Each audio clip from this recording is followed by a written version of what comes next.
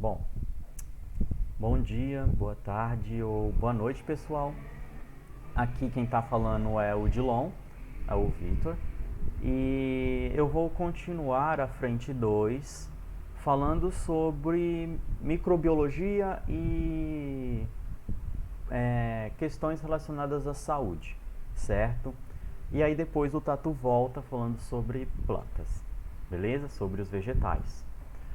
Bom, vamos começar então falando sobre os organismos procariontes, né? Geralmente a gente começa estudando vírus, mas eu quero começar por procariontes porque eu quero me preparar melhor para dar aula de vírus, certo? Então vocês podem consultar esse material nesses capítulos que eu anexei, que eu coloquei aqui, certo? Ou nas outras apostilas que vocês têm acesso lá no Classroom, né? Então vamos começar falando sobre as questões que a dona Foca nos estudos pediu para vocês focarem. Então, nessa aula, o que eu quero que vocês saiam conseguindo responder? Como os procariontes são classificados? Quais as características das bactérias, das cianobactérias e das arqueias? Quais as funções prestadas pelos procariontes nos ecossistemas e para o ser humano? E por último, um desafio. Eu vou anexar uma atividade lá no Classroom, caso vocês queiram que eu veja o que vocês fizeram, né? Que é para vocês organizarem o ciclo das doenças bacterianas. A gente não vai ter tempo aqui, eu não vou ter tempo aqui para falar de todas as doenças bonitinho.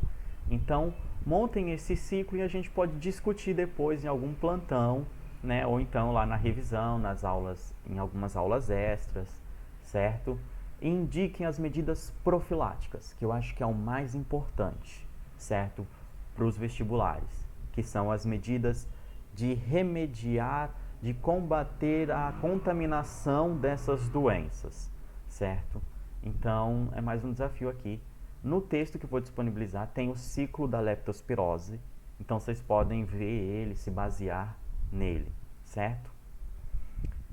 E aqui, então, os conceitos que vocês devem focar, né? Caso vocês gostem de definir coisas, estão aqui alguns conceitos importantes, certo? Bom, vamos começar definindo microbiologia. E microbiologia é uma palavra que também vem do grego, né? Biologia, estudo da vida. Micro é pequeno. Então a microbiologia é o estudo dos organismos pequenos, que são invisíveis a olho nu.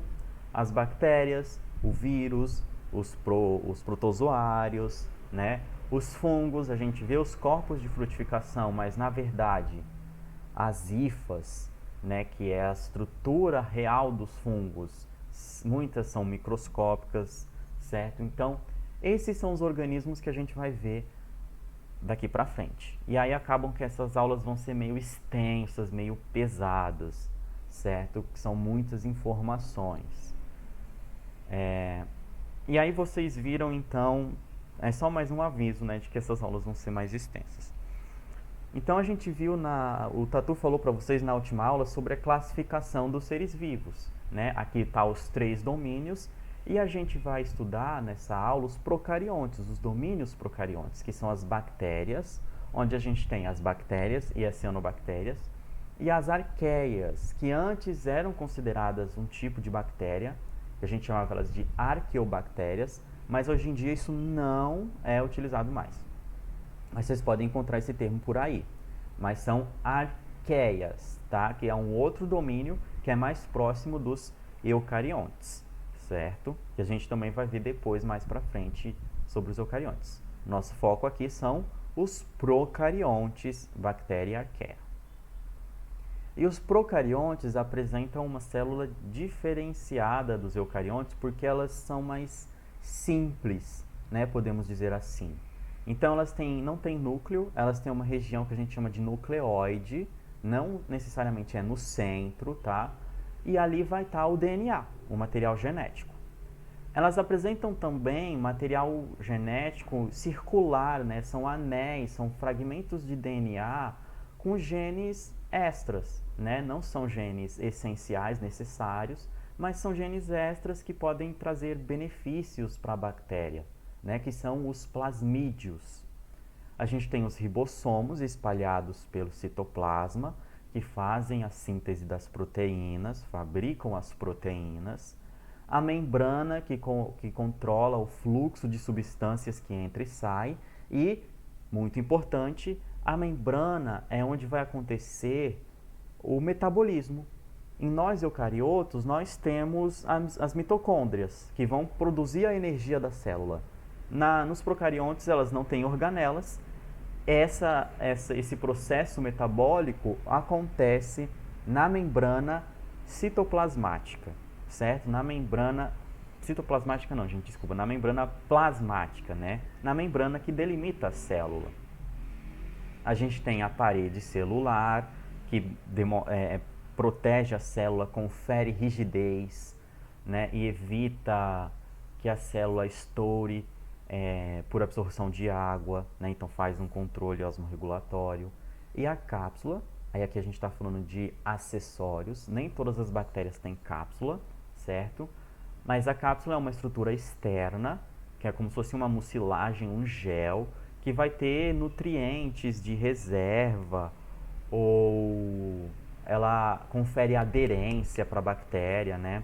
Assim como o flagelo, que também é uma estrutura extra, que faz a movimentação da bactéria, e os cílios, que também auxiliam na movimentação e na aderência, certo? Então essa é uma estrutura assim, básica de um procarionte. Então, vamos montar o nosso procarionte aqui. A cápsula, aí aqui tem uma definiçãozinha da cápsula para vocês estudarem depois. A parede, né, que confere o formato, protege a célula, evita que ela estoure por absorção de água. A membrana, que controla a entrada de substâncias e realiza o metabolismo. O citoplasma, que é toda a região interna dessa célula, porque ela não apresenta organelas, certo? Nucleóide, onde está o DNA. Plasmídios, que são os anéis de DNA que têm genes não essenciais, mas que podem ser benéficos para a sobrevivência dessas bactérias. E os ribossomos, que produzem as proteínas, certo? Bom, vamos começar então falando sobre o domínio bactéria, onde a gente tem as eubactérias, como vocês podem ver nessa imagem aí cinza, certo? Né? Aí vocês podem ver o nucleóide, esse cinza mais claro, e a membrana plasmática, a parede celular, não dá para ver muito bem, mas estão aí, certo? Então, as eubactérias e as cianobactérias, que são essas verdinhas, né? Olha que elas têm uma estruturazinha extra, que é uma membrana fotossintética, que é a membrana onde acontece a fotossíntese dessas bactérias, dessas cianobactérias. É ali nessa região que vai ter a fotossíntese, certo? As cianobactérias deram origem para os plastos, os cloroplastos das plantas, mas isso a gente vai ver em outra aula, certo? Só uma curiosidade. Então, as bactérias, os organismos do domínio bactéria, eles apresentam uma diversidade de ambientes que eles colonizam.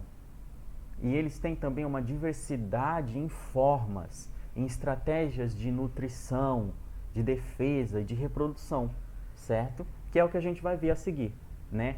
Essas características morfológicas, fisiológicas das bactérias, dos organismos do domínio bactéria, certo? Vocês podem achar o termo eubactéria também, que corresponde a organismos do domínio bactéria. Era utilizado quando a gente dizia que as arqueias eram arqueobactérias, tá? Mas só uma informação extra que vocês podem achar esse termo também. Bom, a morfologia das células bacterianas. A gente tem os cocos, que são bolinhas. São bactérias esféricas, né? São bolinhas que estão ali e elas podem estar isoladas ou podem estar em colônias, podem estar em grupos, certo? Pode ser que elas não queiram ficar sozinhas, né? Então, a gente tem os diplococos, que são os casaizinhos, os casais diplococos, certo? Que são duplas de cocos, certo? Os tetracocos, que são grupos de 4, tá? Então, são 4 bactérias formando esse quadradinho de bolinhas, certo?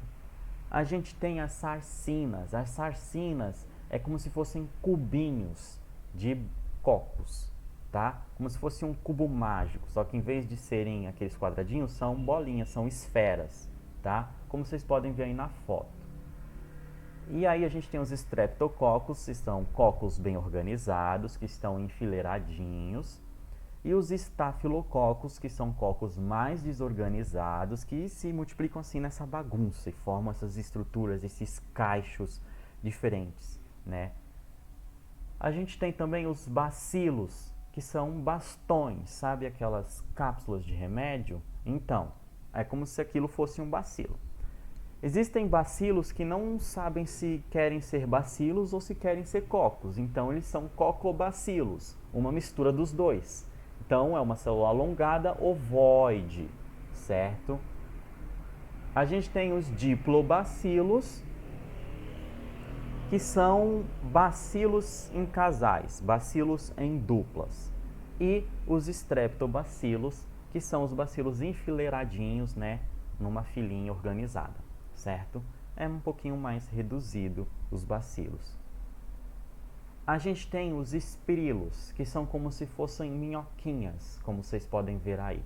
Então esses são os espirilos, vocês podem ver um pouquinho ali dos flagelinhos dele. São essas estruturinhas alongadas, são como se fossem uma minhoquinha alongadinha, né? Uma minhoca. E aí ele é diferente da espiroqueta, que é uma estrutura toda onduladinha. O espirilo não necessariamente ele tem essa ondulação mais leve.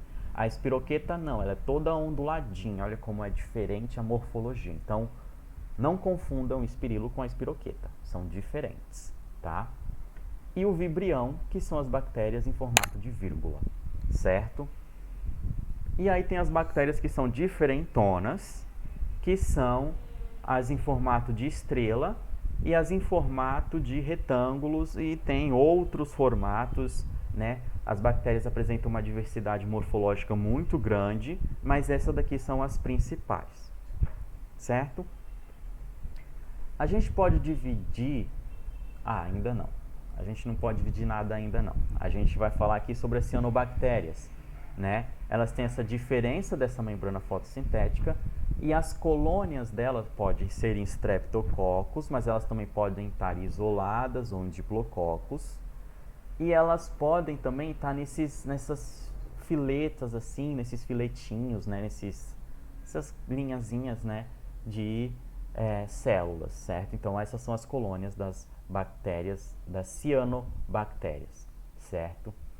E a gente tem uma outra estrutura, que é a estrutura de resistência das bactérias, né? São estruturas que elas ficam nessa conformação quando elas estão em um ambiente desfavorável. Então elas esporulam, né? Fazem a esporulação, criam um esporo, e esse esporo vai ficar dormente, então reduz o metabolismo. E aí, quando as condições nesse ambiente forem favoráveis, ela se prolifera e volta a ser uma bactéria como uma outra qualquer. Como vocês podem ver aí, a formação desse esporo, que é uma estrutura de resistência em condições desfavoráveis para a bactéria, certo? Como temperaturas muito baixas ou muito altas, ou muito ácidas, básicas, depende muito do que é favorável para aquela bactéria, certo? Agora sim, a gente pode dividir as bactérias em dois grupos. A gente tem as bactérias gram-positivas. As gram-positivas, essa divisão que eu vou mostrar agora para vocês, ela é em relação à parede celular da bactéria, né? Então as gram-positivas, olha a parede dela, é bem rígida, né? São vários tijolos, como se fossem tijolinhos. Ela é bem grossa, bem grande, né? Podemos dizer assim, né? Extensa, né? Você consegue ver que ela é mais, podemos dizer, fortificada. E ela é formada por peptidoglicano. Peptídeo vem de proteína, podemos dizer assim. E glicano de glicose, glicídio, açúcar. Então, o peptidoglicano é uma molécula de açúcar com proteínas. Esse tipo de associação, proteínas e açúcares. E aí ele confere à parede celular das bactérias. A gram-positiva tem várias camadas de peptidoglicano, certo? A gram-negativa não. A gram-negativa tem uma camadinha fina de peptidoglicano e aí depois desse peptidoglicano ela tem uma segunda membrana de lipídios, que é a membrana externa. Então, essas diferenças morfológicas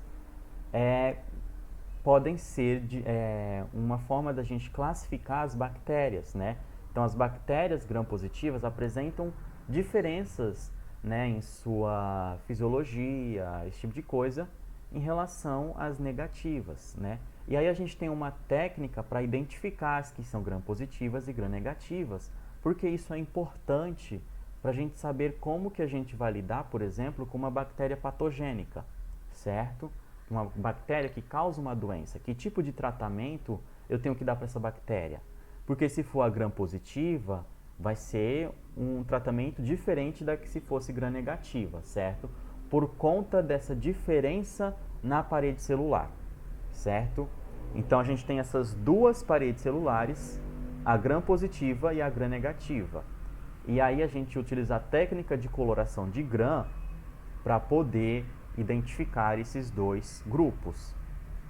Então essa técnica consiste no seguinte: resumidamente, a gente adiciona um corante, que é um corante roxo, né, um corante púrpura, se chama cristal violeta, né, nessa lâmina que tem essas bactérias que a gente quer classificar, quer diferenciar.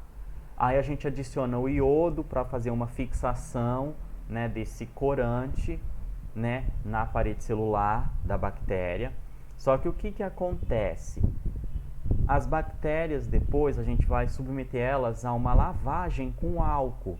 E quando a gente lava com álcool, o corante ele sai das gram-negativas. Por quê? Porque a parede é mais fina, certo? Como as gram-positivas têm uma parede mais grossa de peptidoglicano, acaba que o cristal violeta se fixa mais, né, nessa parede. Enquanto que na gram-negativa, que tem a parede mais fina, não acontece essa fixação, você coloca o álcool e ela descolore. Aí depois você adiciona um contracorante que vai dar cor para essas gram-negativas, e essa cor é rosa, vermelho, certo? Então, basicamente, essa é a técnica de coloração de Gram, certo? Que é importante naquela questão de identificar as bactérias que são patogênicas, né? Para ver qual tratamento vai ser o melhor para aquele tipo de bactéria. Bom, além dessa diversidade morfológica e das paredes celulares, a gente tem a diversidade metabólica das bactérias. Então, as bactérias, aqui é um resumo, elas podem ser autotróficas, produzirem seu próprio alimento, ou heterotróficas, consumirem os alimentos que estão no meio, certo? E aí a gente tem esses outros subgrupos: fotossintetizantes, quimiosintetizantes, fermentadores, decompositores. Alguns termos a gente vai ver mais especificamente em outras aulas, por exemplo, da frente 1, que a gente vai falar só sobre metabolismo energético. Então não se liguem muito nesses processos de enzimas, entra gás carbônico, sai glicose, não se preocupem com isso. Só memorizem os conceitos que caracterizam as bactérias. Então, autotrofia, heterotrofia, quimiossíntese, fotossíntese, fermentação, decomposição, certo? E aí vocês podem ver aqui como que, olha, de todos esses grupos de bactérias, as patogênicas, né, são bem pequenas, são uma minoria, certo? Que é um ponto relevante, porque a gente sempre associa a bactéria com doença, mas a grande maioria das bactérias só estão vivendo ali de boa, elas não querem te causar nenhum mal, certo? Bom, autotrofia, né, as bactérias que são autótrofas, né, ou autotróficas, elas são capazes de produzir o seu próprio alimento. Então elas produzem substâncias orgânicas como a glicose, né, a partir de substâncias inorgânicas que são retiradas no meio. E dá para fazer isso por fotossíntese, né, que você pega o gás carbônico com água e aí com a energia da luz solar você gera composto orgânico, que é a glicose, que é o que as cianobactérias fazem, ou a quimiossíntese, onde você só tira a luz do sol e substitui por substâncias inorgânicas do meio, certo? Como ferro, nitrogênio, enxofre, certo?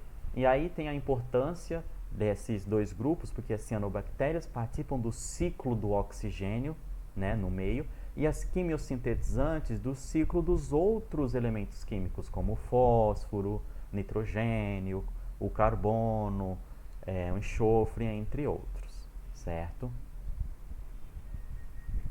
A gente tem as bactérias heterótrofas ou heterótrofas, né? Que é a grande maioria das bactérias, né? Que elas não possuem capacidade de produzir seu próprio alimento e sua nutrição é através da ingestão de compostos orgânicos, certo? Compostos produzidos pelas autótrofas, certo? Aí a gente tem os decompositores, os fermentadores. Os fermentadores são os que fazem o metabolismo sem oxigênio, certo? Aí a gente vai ver depois, tem anaeróbicos facultativos, obrigatórios e os aeróbicos, certo? Mas não se preocupem muito com isso que a gente vai ver lá em metabolismo depois, né? E a gente tem as bactérias patogênicas, são também heterotróficas, certo? Aí a gente tem alguns conceitos mais complexos, né, para vocês entenderem um próximo quadro que eu vou colocar aqui para vocês, resumindo essa nutrição das bactérias. As fototróficas utilizam a luz como fonte de energia para converter em energia química, certo? E as quimiotróficas utilizam compostos químicos, que podem ser orgânicos ou inorgânicos, para fazer essa conversão, certo? Então, energia química convertida em outra energia química, certo? Entendendo esses dois conceitos, eu quero que vocês tentem compreender essa tabela aqui, né? Então, a gente tem em cima as fontes de carbono dessas bactérias e as fontes de energia dessas bactérias. Quando a gente tem uma fonte de carbono a partir do CO2 ou do CO e a fonte de energia a partir da luz, a gente tem os fotoautotróficos, né? Que são as cianobactérias. As plantas estão nesse grupo também, certo? Então, que realizam fotossíntese. Quando a gente tem fototrófico e heterotrófico, significa que a fonte de energia é a luz, mas que eles não conseguem sintetizar compostos orgânicos. Eles precisam tirar compostos orgânicos de outros do meio, né? Produzidos por outros organismos. Então, fotoheterotróficos. Quando essa fonte de energia ela é por compostos químicos, sejam eles orgânicos ou inorgânicos, a gente tem os quimioautotróficos, né, que fazem as quimiosínteses, certo? E por último, os animais, os fungos, né, nós somos quimioheterotróficos. Nós não produzimos nosso próprio alimento, nós tiramos energia de compostos químicos, no caso orgânicos, e tiramos esses compostos orgânicos do meio em que a gente está. Nós não produzimos eles. Então, vocês veem que as bactérias estão em todos esses 4 grupos de organismos de acordo com a nutrição, certo? Bom, dando continuidade aqui, a gente vai falar sobre a reprodução.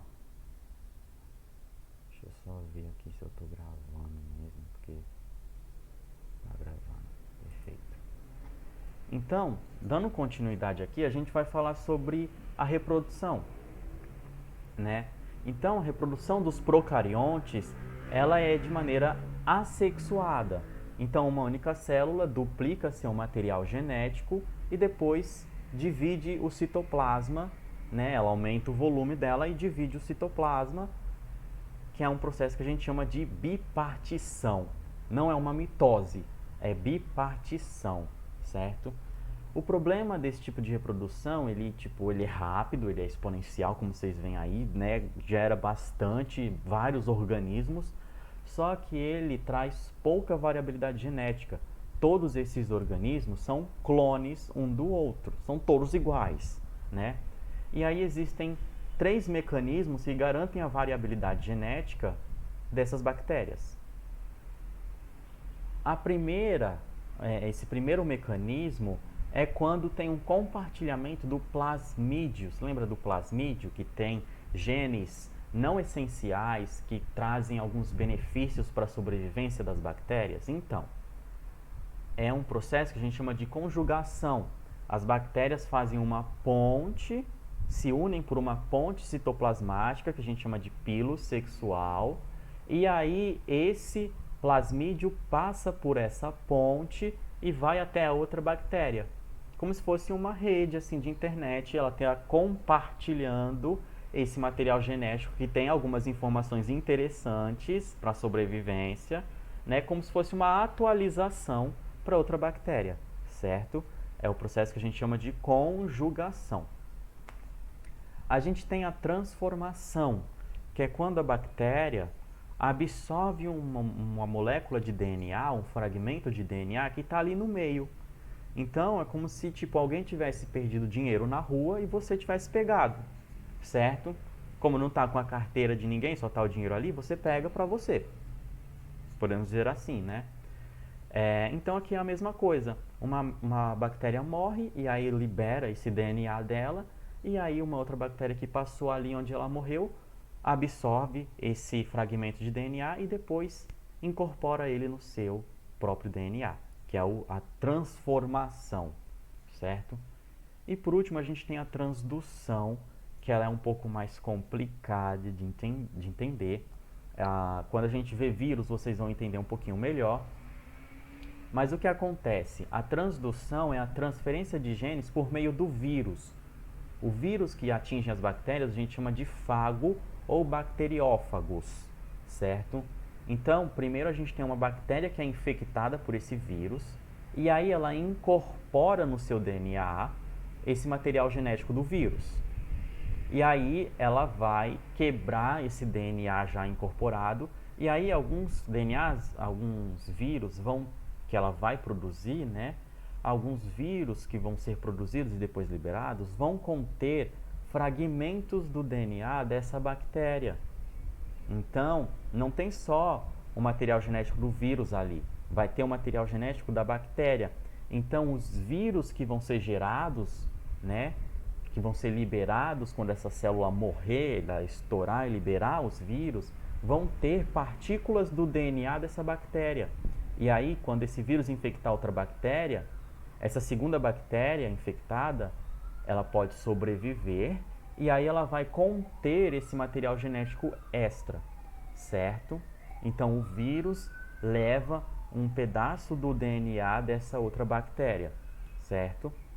Mas quando a gente chegar em vírus, vocês vão entender melhor isso daqui, certo? Que é o que a gente chama de transdução. E aqui uma síntese desses mecanismos de variabilidade genética, certo? Bom, vamos ver então um pouquinho do domínio arqueia, né? As arqueias são procariontes, né? Mas elas apresentam algumas diferenças das bactérias. A parede celular não é de peptidoglicano, é de vários outros componentes, certo? Elas têm várias RNA polimerases, as bactérias só têm uma, né?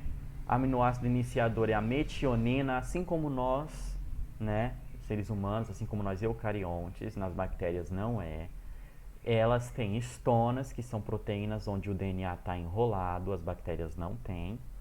E eu acredito que é o mais importante aqui, que é os lipídios de membrana, né? Enquanto que na gente, né, nas bactérias e nos eucariotos, a gente tem uma bicamada de fosfolipídica, algumas arqueias têm uma monocapa de fosfolipídios e essa cadeia é ramificada, olha, tem ramificações, né?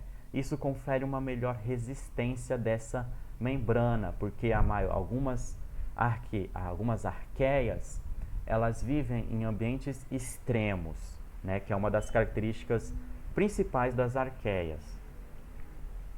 Então, são organismos pertencentes ao domínio arqueia que vivem em locais extremos.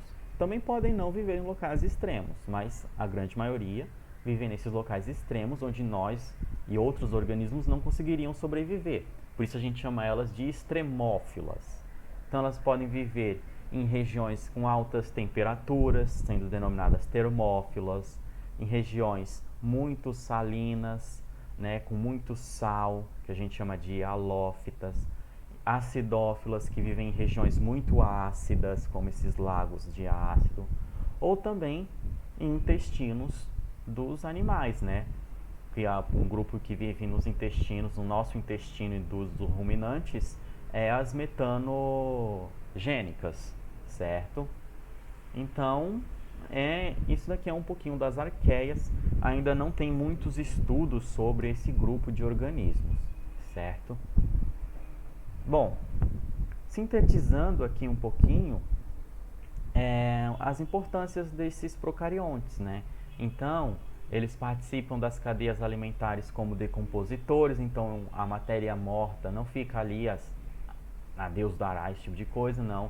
Os decompositores, que são os procariontes, né, as bactérias, decompõem essa matéria orgânica, devolvendo esses compostos para o ambiente, né? E eles participam, né, dos ciclos biogeoquímicos, né, o ciclo do oxigênio, né, no caso das cianobactérias, e o ciclo de compostos como nitrogênio, fósforo, enxofre, carbono, como é o caso dos organismos que são quimiosintetizantes. Então eles têm uma importância enorme na reciclagem de nutrientes e compostos na natureza. Para o ser humano, eles têm importância na produção de alimentos, né? Então, a partir dos organismos do leite, né, os lactobacilos, a gente consegue produzir iogurte, queijos, né, manteiga, entre outros derivados do leite, né? Além deles comporem uma microbiota, né, no nosso corpo. Então, existem bactérias por todo o corpo que auxiliam no funcionamento do nosso organismo, né?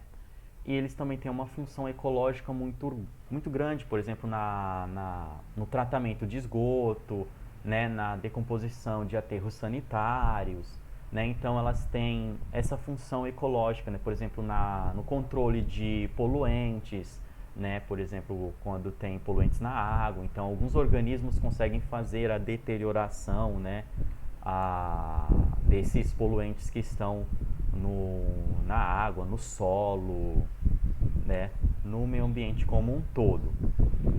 E também tem um valor biotecnológico, quando a gente quer produzir, por exemplo, enzimas, substâncias, fármacos importantes. Então a gente vai ver lá em microbiologia não, em biotecnologia, como que essas bactérias podem ajudar a gente nessa produção desses fármacos, né? Por conta dessa reprodução grande que elas têm, né? Essa reprodução exponencial, né? Então elas têm esse valor biotecnológico para a gente. Mas elas também podem ser causadoras de doenças, né? Então eu vou falar brevemente aqui sobre as doenças, senão essa aula ia ficar muito extensa para vocês, tá? Então vou só mostrar uns quadros com as doenças rapidamente, aí depois vocês dão uma olhada. Qualquer dúvida vocês mandem para mim por e-mail ou lá no mural, beleza? Ou então vão lá no plantão, porque senão vocês iam ficar muito exaustos, mas é um conteúdo mais leve, né? Essa questão das doenças, acho que vocês conseguem estudar sozinhos. Então eu listei aqui alguns conceitos que eu coloquei nesses quadros, que é o agente etiológico, que é quem causa a doença, a transmissão, que é o percurso que esse patógeno vai fazer até atingir o hospedeiro, a pessoa que vai ficar doente, algumas características, sintomas, agravamentos da doença e como que a gente pode evitar, né, ou diminuir essa transmissão, né? Então, as medidas profiláticas, que eu acho que é o mais importante que vocês têm que focar e pesquisar mais, estudar mais, são as medidas profiláticas, certo?